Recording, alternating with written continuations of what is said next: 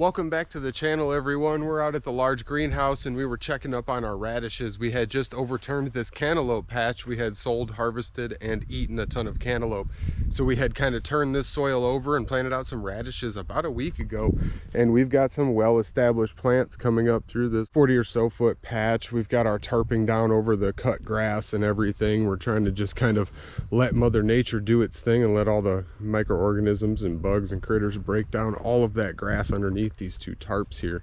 So I picked up a bunch of these conduits. These are about 1/2 inch conduit. I'll be able to bend these up and make a ton of hoops for inside our greenhouse to have some small cover inside our greenhouses throughout the winter to aid in the heating and growing of our plants here. So talking about the greenhouse, I want to head inside and check everything out. We'll just kind of do a little tour real fast, and I want to show our solar system. We just picked up another little cheap solar system.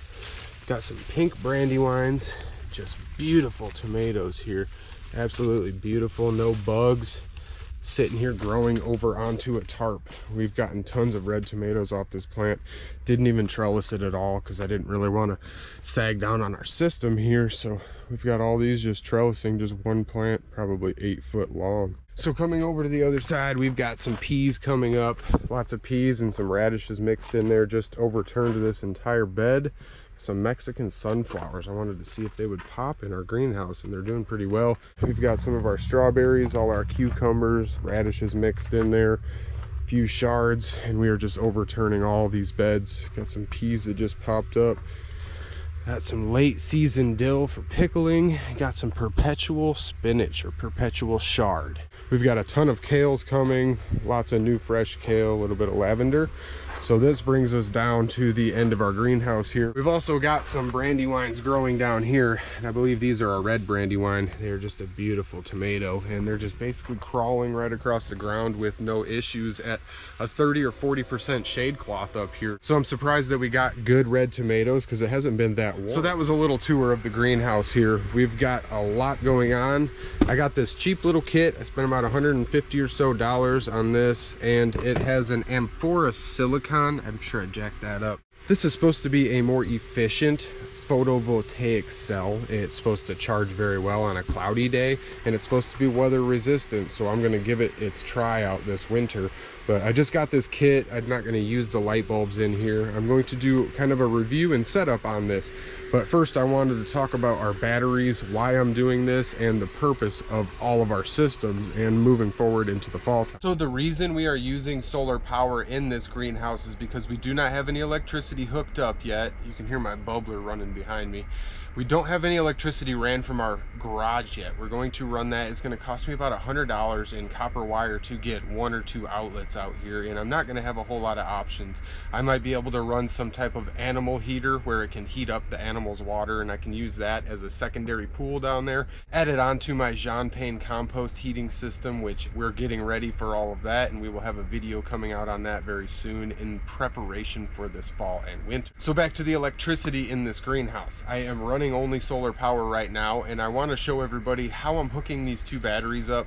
I have 2 12-volt recycled car batteries that I've gotten for free that I hooked up, and I'm using them as one large 12-volt battery that has twice as much holding capacity into the night, so we can run our little fan all night long or run our water pump on a timer and kind of stretch our energy use like in our small greenhouse, where we used a very minimal system to draw water and heat it with compost to heat our little greenhouse. All right, I hope everybody can see this well. I have my little squeegee board here, so I have my battery number 1 and battery number 2. This is 2 12-volt batteries to make 12 volts output. We have our solar controller. So you're going to take your negative, connect it to negative, and you're going to connect it right to your solar controller negative. Now same thing, you have your positive, you take it to positive, take it to the positive on your solar controller.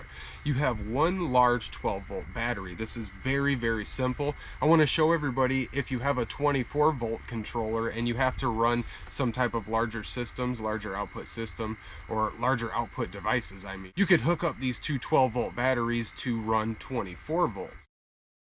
Alright, so now we're going to hook this battery system up just with 2 batteries to make 2 12 volts into 24 volts. We're going to start by hooking up our ground. We always want to hook up our ground. That ground is going to run right to the controller, Battery number 1 connects to battery number 2, positive to negative terminal, and then positive is going to run up to the positive on solar control. So this is how we can run a 24 volt system. If you have a 24 volt controller like us, you can run that system. If you've got 2 batteries, you can link them together and use them either way.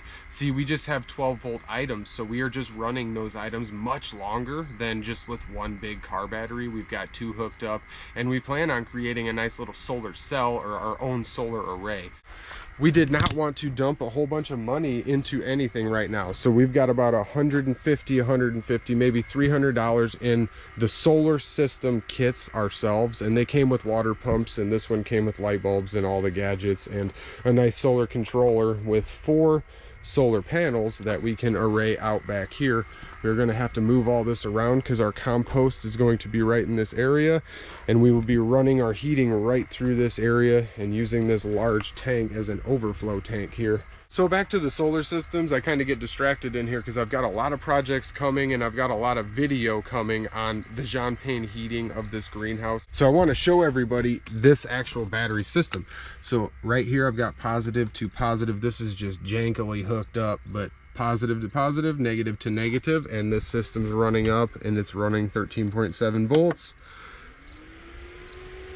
We've got our solar fan. You can see all the bugs that have been getting splatted up there, but this was actually drawing a lot of heat and kind of helping get the heat out of our greenhouse and allowing us to not heat up so bad. I actually just took the window off because we had a bad storm that kind of knocked our window back. So this fan was just a temporary little system. This is not anything permanent. That was just kind of something I wanted to run because the system was already hooked up.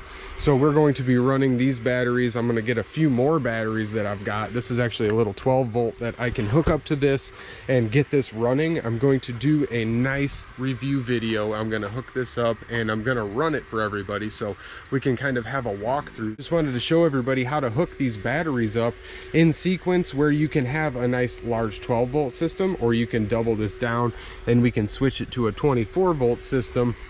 We've just got a 100-watt solar panel, and this has ran for quite a few years. That's about 3-4 years old for us. So we're going to fill up all of our tanks. I'm going to get a bunch of stuff done in here, and I'm going to get this situated for heating it this winter. Like I said, I have all of those poles. I've got to bend everything up. I've just got more stuff than I can do in one day. So I've got a few projects that I'm going to kind of document along the way. I really wanted to share the process of setting up that new solar system so anybody who's new to it can kind of follow along and kind of get some ideas and pointers, because I've been running this little simple DC system for about 3 or 4 years now, and without flaw. This thing has worked great, and we've heated our greenhouse, and all of the components are pretty interchangeable and you can reuse them from year to year. I just want to thank everyone for watching this video, and if anybody has any questions, I feel like I kind of jumped all over the place because there's going to be quite a few longer videos coming everybody's way here soon, and I like to get a little more in-depth with everything on the solar side and what I've got coming this winter.